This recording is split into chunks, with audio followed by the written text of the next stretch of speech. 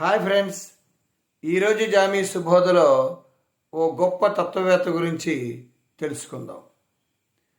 Greek తత్వవేత్త, నైతిక విలువలకు ఆద్యుడు, పాశ్చాత్య తత్వశాస్త్రానికి పితామహుడు, వారే సోక్రటీస్. మనకి ప్రశ్నోత్తర పద్ధతిలో సోక్రటీస్ పద్ధతి కూడా ఉంది. బీఈడి చదువుకున్న వాళ్ళకి తెలుస్తుంది. సోక్రటీస్ అనగానే మనకి తత్వవేత్త, గొప్ప ఫిలాసఫర్ అని మనందరికీ తెలుసు. మరి వారు యువతని ఎంతో ప్రబోధం చేసేవారు. వారు ఏ పుస్తకాలు రాయలేదు, కానీ వారి శిష్యుడైన ప్లేటో చాలా అద్భుతమైన పుస్తకాలు రాసి గురువు గారి యొక్క గొప్పతనాన్ని తెలియపరుస్తుండేవాడనమాట. మరి సోక్రటీస్ గురించి ఎందుకు చెప్పుకోవాలి ఇక్కడ? ఎందుకంటే ఏ విధమైన చావంటే భయం లేని ఏకైక వ్యక్తి అని కూడా మనం చెప్పచ్చు. మరి సోక్రటీస్కి ఆనాటి కాలంలో ఉన్నటువంటి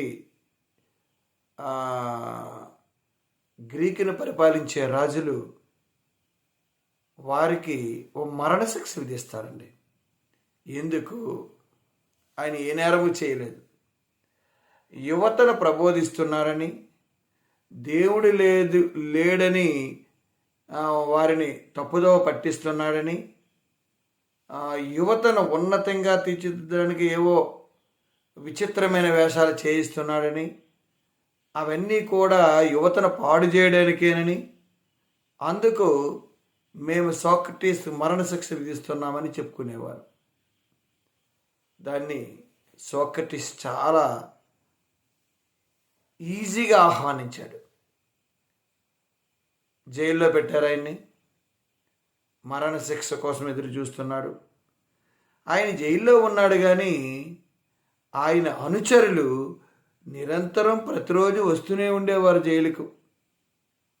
రావడం, ఎన్నో ఉపదేశాలు వినడం, వెళ్ళిపోవడం, చాలా బాధతో వెళ్ళిపోతుండేవారు. రాజు ఏమైనా సోక్రటీస్ను, గురువుగారిని విడిచిపెడతారేమో అని అనుకునేవారు, కానీ అలాంటి అవకాశం ఉండేది కాదు. మరి వారి మరణ శిక్షకు ఆ రోజు దగ్గర వచ్చింది. ఆ రోజే మరణశిక్ష. మరి వారిని అనుసరిస్తున్నటువంటి శిష్యులు, మేధావులు అందరూ ఆ రోజు జైలు దగ్గరికి రావడం, విలపించడం, ఇంకో 2 గంటల్లో ఆయనకి మరణశిక్ష, విషము తాగి చనిపోవడం.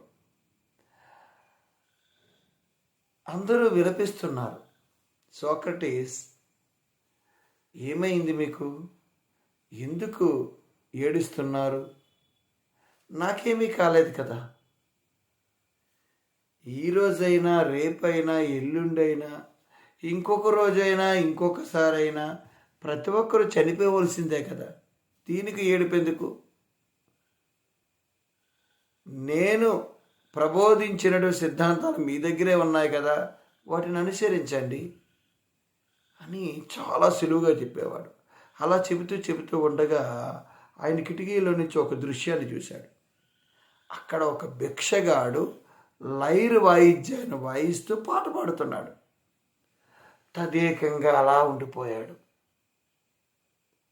అసలు ఏమీ లేదు. ఆ కిటికీలో నుంచి చల్ల గాలి వస్తూ ఉంటే ఆ గాలి మధురమైన గానాన్ని మోసుకొస్తూ ఉంటే ఆ గానానికి పరవశించిపోయాడు. శిష్యులందరూ కూడా విచిత్రంగా చూస్తున్నారు. ఏంటి గురువుగారు ఇలా అయిపోయారు? అసలు ఏదో లోకంలోకి వెళ్ళిపోయినట్లుంది, ఏమీ మాట్లాడలేదు అని వారు కూడా అలాగే ఉన్నారు.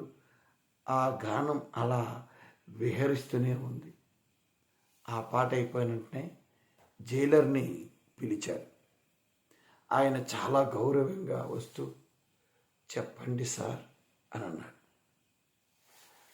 అక్కడ చూడు, ఒక భిక్షగాడు ఉన్నాడు కదా, వాడిని తీసుకురాగలవా? తీసుకొస్తాను సార్.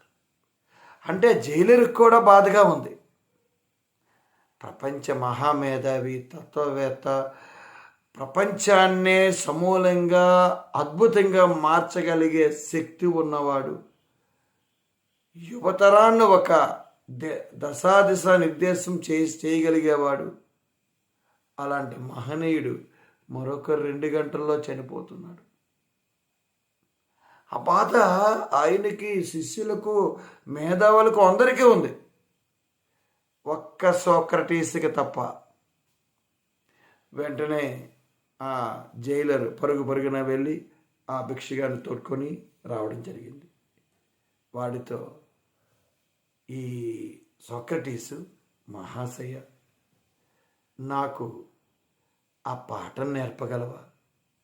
లైరు వాయిస్తూ ఒక్కసారి అని అంటున్నమాట.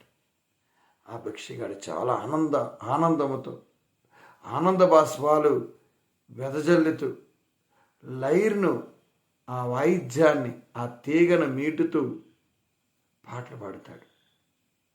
ఇప్పుడు నేను వాయిస్తాను, పాట పాడు అంటాడు. ఆ వాయిద్యాన్ని తీసుకుంటూ సోక్రటీసు ఆ పాటకు అనుగుణంగా ఆ శబ్దాన్ని అందిస్తూ ఉంటాడనమాట. తర్వాత తనే పాట పాడుతూ వాయిద్యముతో, అద్భుతమైన గానముతో చక్కగా పాడతాడు. అక్కడున్న వారందరూ ఆశ్చర్యం. భిక్షగాడితో సహా కేవలం అరగంటలో నేర్చుకున్నాడు. అప్పుడు అక్కడ ఉన్న వాళ్ళందరూ కూడా, స్వామి, ఏంటిది? మీరు 1.5 గంటలో చనిపోతారు, ఇప్పుడు నేర్చుకోవలసిన అవసరం ఏముంది? దానివల్ల ఏంటి ఉపయోగం అంటారన్నమాట. అప్పుడు సోక్రటీస్ ఇచ్చిన సమాధానం నేటి యువతికే కాకుండా ప్రపంచ మేధావులందరికీ ఆదర్శం. Learning is always, everywhere, any time, at the time of death. మనం మరణించినంత వరకు నేర్చుకోవలసిందే, ఈ జన్మకు సార్థకం చేసుకోవలసిందే. అంతే తప్ప కాలాన్ని వృధా చేస్తూ చివరి నిమిషం వరకు ఏదో ఒకటి నేర్చుకోవాలి. అందుకే నేను ఇది నేర్చుకున్నాను. ఇంకా 1.5 గంటల సమయం ఉంది, ఇంకేమి నేర్చుకోవాలబ్బా, చాలా సమయం ఉంది కదా అంటామాట. ఒక్కొక్కరికి మతిపోతుంది. ఏమిటి, 1 గంట, అరగంటలో చనిపోతామంటే ఒక్కొక్కరు భయపడిపోతారు, ఎలా తప్పించుకోవాలని ఆలోచిస్తూ ఉంటారు. అలాంటిది చావుని ఎంత చక్కగా ఆహ్వానిస్తున్నాడు. ఈయన మనిషి కాదు, భగవంతుడు. ఇలాంటి భగవంతుని ఎప్పుడు చూడలేదు.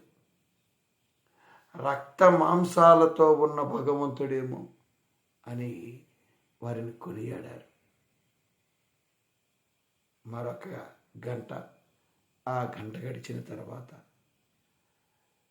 అక్కడున్న తలారి కానీ, జైలర్ కానీ చాలా బాధపడుతూ ఆ విష పాత్రను అందించడం జరుగుతుంది. ఎదురుగా ఉన్నటువంటి అభిమానులు, శిష్యులు, మేధావులు అందరూ కూడా విలపిస్తున్నారు. ఈ శిక్షను నిలిపివేయడానికి ఏదైనా ఉపాయం ఉంటే తెలియపరచండి అని గగ్గోలు పెడుతున్నారు. కానీ సోక్రటీస్, ఇంకొక 5 నిమిషాలే ఉంది చనిపోవడానికి. అప్పుడు సోక్రటీస్, ఇంకా 5 నిమిషాలు ఉంది కదా, నేను ఏల వేయడం ఎలా సరిగా రావట్లేదు, మీలో ఎవరైనా నేర్పగలరా? నేను ఏల వేస్తున్నాను, సరైన శబ్దం రావట్లేదు, కీచుమంటుంది. ఇంకా 5 నిమిషాలు ఉంది కదా, ఇప్పుడు మాట్లాడేది 1 నిమిషం వెళ్ళిపోయింది. 5 నిమిషాల్లో ఒకరు పోతే 4 నిమిషాలే ఉంది కదా. ఎవరైనా ఈలన వేయి నేర్పించండి అని అంటారన్నమాట. అందులో ఒక వ్యక్తి పరుగు పరుగున వచ్చి ఆ ఈలను నేర్పించే అవకాశాన్ని, ఆ నాలిక మడత పెట్టి ఆ నేర్పించే విధానాన్ని సహజంగా ఎలా వేస్తారో ఆయన కొత్తగా ఎలా నేర్పుతారన్నమాట. దానితో అద్భుతమైన శబ్దం వస్తుంది. చివరి 2 నిమిషాలు, ఇంకొక 2 నిమిషాలు ఉంది. చావు గురించి ఆలోచిస్తారు. చావు ఎంత ఆనందంగా ఉంటుంది, హాయిగా ఉంటుంది కదా. ఇంకా ఈ భౌతిక ప్రపంచాన్ని విడిచిపెట్టచ్చు, అనంత లోకములో విహరించవచ్చు అని ఆలోచిస్తూ ఆ విషప పాత్రను తీసుకొని అభిమానులు, మేధావులు అందరి ఏడుపుల మధ్య అలా తాగుతూ హాయిగా నవ్వుతూ ప్రాణాల్ని అలాగే విడిచిపెడతాడు. ఇదండి సోక్రటీస్ యొక్క గొప్పతనం. చావుకు నెరవని ఏకైక వ్యక్తి ప్రపంచంలో, తత్వవేత్త, ప్రపంచ మేధావులకే ఆదర్శప్రాయుడు, ఆధునిక ప్రపంచానికి ఎన్నో విలువల్ని అందించినటువంటి మహానుభావుడు ఆయనే గ్రీకు తత్వవేత్త. ఇలాంటి మహా వ్యక్తుల గురించి ప్రతి ఒక్కరూ తెలుసుకోవాలి, తెలుసుకొని ఆచరణలో పెట్టుకోవాలి. అందుకే అంటారు, చావు గురించి భయపడకండి. ఏదో ఒక రోజు వస్తుంది పలకరించడానికి, దాని గురించి మనం ఎందుకు ఇప్పటి నుంచి బాధపడ్డాం? ఇది సోక్రటీస్ చెప్పిన సిద్ధాంతం. కాబట్టి ప్రతి ఒక్కరం కూడా చావు గురించి భయపడద్దు. ఉన్న జీవితాంతం కూడా ఏదో నేర్చుకోవడానికి ప్రయత్నించేద్దాం. నేర్చుకున్నది శిష్యులు కూడా అందించడానికి ప్రయత్నించేద్దాం. సోక్రటీసే మనకు ఆదర్శం. వారు నేర్చుకోవడం, శిష్యులకు అందించడం, యువతకి అందించడం, ఇదే చేశారు. మరి ఆనాటి కాలంలో ఉన్నటువంటి రాజులకు, నియంతలకు నచ్చలేదు, మరణశిక్ష విధించడం జరిగింది. హాయిగా మరణాన్ని నవ్వుతూ స్వీకరించాడు. ఇదండి సోక్రటీస్ యొక్క చరిత్ర. మీ అందరికీ అర్థమైందని భావిస్తున్నా.